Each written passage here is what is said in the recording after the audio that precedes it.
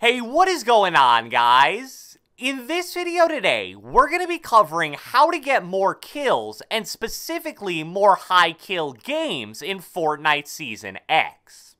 So an interesting thing about this new season is that I really believe it's easier than it's been in a while to get high kill games. Definitely way easier than it was in Season 9, and maybe even easier than it was before then. And we'll definitely get into why exactly that's the case a bit later in this video.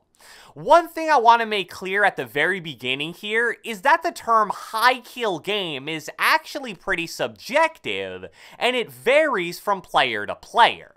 If you're someone who considers anything over 6 or 7 kills a high kill game, that's totally fine. If you're a bit more advanced and you're shooting for 10 plus kill games, that's really awesome too. And if you're more of a top level player, maybe you're gunning for those 20 plus kill games. It's important to understand and define what exactly your goal is, because you're obviously going to want to play totally different if you're going for 8 to 10 kills than you would if you were going for 20 plus kills. However, the tips in this video will be able to help you no matter what amount of kills you're trying to achieve. And without further ado, let's get right into it.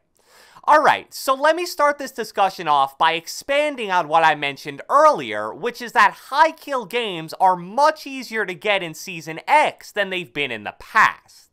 And before anyone makes the comment, because I know at least one of you guys is thinking it, no, that's not because you can just get a mech at the beginning of the game and kill everything you see. Well, actually, you probably could do that, but that's not actually what I meant. As I pointed out in my How to Win in Fortnite Season X video from a few days ago, probably the biggest non-mech gameplay change in the first update of the season was the removal of so many mobility options. Glider redeploy, quad crashers, ballers, slipstreams, and sky bases, which were all used very frequently in Season 9, were suddenly gone in the blink of an eye.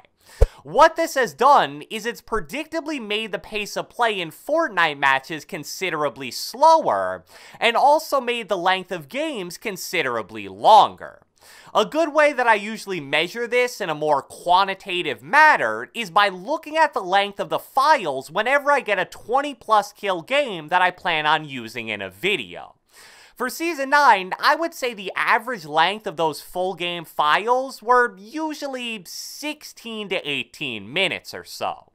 For Season X so far, although I'll admit that the sample size for the gameplays isn't too huge yet, I believe I have about 5 to 7 so far, but the average length for those seems to be about 20 to 23 minutes, so a solid 4 to 5 minute increase compared to the previous season. This is really great news when it comes to getting kills and high kill games, because it means that people are dying slower and games are lasting longer, which obviously means more time for you to operate. Now, what's interesting about this, although it's kinda obvious when you think about it, is that early game really isn't affected at all. Pretty much the same amount of people are dying in the same amount of time in the first 3 to 5 minutes of the match. But then, after that, usually when there's somewhere around 40 people left, that's when it really slows down. I mean, there are times where it'll take a solid 5 minutes for it to go from 40 people alive to 30 people alive. In Season 9, with the slipstreams, sky bases, and other mobility options, going from 40 players to 30 players would usually take maybe 2 minutes tops. So let's bring this back to the main topic of the video and talk about how you can take advantage of that to get more kills in general, and specifically more high kill games.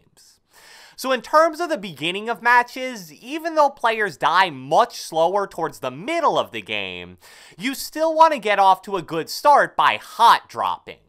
Especially if you're someone going for those games more in the 10 to 15 plus range, getting 4 or 5 kills before you leave your starting town will get you off to such a good start. Now, when it comes to picking a drop location in Season X, you need to make sure it's a spot with mobility nearby, and that's more important than ever. To showcase this, I want to show you guys a picture that highlights every major location of mobility on the Fortnite map at this current moment. The blue boards are obviously drift boards, the crystal looking things are rifts, and the pink circles are the only two slipstreams that are still left on the map. Looking at this map, I would generally avoid landing in towns like The Block or Fatal Fields, and even Salty Springs has become a little less appealing to me now. These are all examples of landing spots that will actually be pretty populated on most occasions, but after those towns have initially been cleared out, you're gonna really struggle rotating to your next area. In my opinion, the best landing spots to get a lot of kills so far in Season X, and I expect this to mainly stay the same throughout the duration of the season, are Pleasant Park, Dusty Depot, and Paradise Palms. Pleasant is awesome because even though it's towards the outskirts of the map, which is usually a huge problem in Season X, there will almost always be at least one rift spawn right outside the town where you saw it marked on the map. And even if you get super unlucky and there isn't a rift there, it's not the end of the world because there are also driftboard spawns. But what makes landing Pleasant even better is the fact that you can take the Pleasant Rift and use it to then go directly to the Loot Lake Unlimited Rift. That means you can get all the way from Pleasant to areas like Dusty Depot, Salty Springs, or factories without your feet even touching the ground. It's pretty much the same thing with Paradise, a super populated town with really good loot that also has its own personal rift and driftboard spawns. After you leave your starting town, you basically want to stay in the middle of the map until the storm literally pushes you out of that area. I'll throw a quick image on the screen right now showcasing the area of the map that will pretty much always be the most populated in the middle part of games. Inside of that circle, which encompasses only about 10% of the total map, you have Salty, Dusty, and Factories, as well as the outskirts of towns like Mega Mall, Loot Lake, and Neo Tilted. So I think it's fairly obvious why this area is going to be so full of people. Due to the lack of reliable mobility now, you don't really ever want to go too far away from this circle to chase individual kills. You could do that in Season 9 because of slipstreams and sky bases being pretty much everywhere, but now it's a much better play to just patrol the middle, wait for people to come to you, and preferably third party any fights in the area as soon as you hear them. Now, as I briefly touched on in the intro, the way you want to play middle game fights really depends on how many kills you're aiming for. If you're a player that's happy with maybe a 7 to 12 kill game, you can be a bit more selective and take things much slower in your middle game fights, especially if you got a lot of kills in your starting town. On the flip side, if you're someone going for maybe a 15 to 20 plus kill game, you really can't afford to turn down any fight unless you're pretty much guaranteed to die. I mean, if you have 5 kills and there's 30 people left, for a 15 kill game, you'd need to kill 33% of the remaining players that are alive, and for a 20 kill game, that number would be 50%. That's unlikely enough as it is, so really your only chance is going to be to play super aggressive and take literally every fight you see.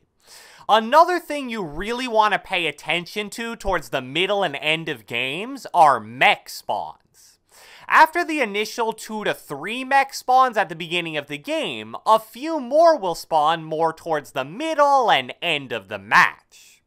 Now obviously, due to how crazy these things are, people are going to go all out and totally risk their lives to try to get them. And since they're marked on the minimap for everyone to see, it's practically guaranteed that there'll be a ton of player traffic in that area. So it's definitely a good idea to position yourself as close to the mech spawns as possible, and maybe even camp them and use them as bait when unsuspecting players rush to get in them. And just as a quick note about mechs at the very end of this video, it really isn't a smart idea to risk your life for one of them at the very beginning of games. So many people try the exact same thing that if you get anything less than a perfect landing, your game is totally ruined.